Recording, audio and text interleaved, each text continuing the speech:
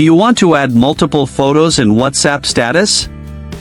You can add more than one picture to WhatsApp status with just a few simple steps. Before we begin, please like this video and subscribe to our channel for more tutorials and tips. I've also included some helpful tools and apps in the description, so be sure to check them out.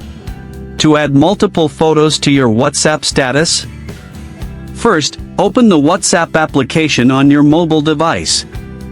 Once you're in WhatsApp, tap on the Updates menu at the bottom of the screen.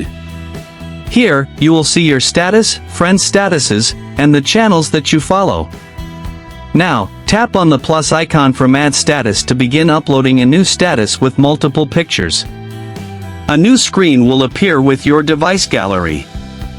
At the top of the screen, select Layout. Now, select all the multiple photos you want to upload to your WhatsApp status. Once you've selected the pictures, tap on the tick icon. You can also choose a collage format at the bottom of the screen.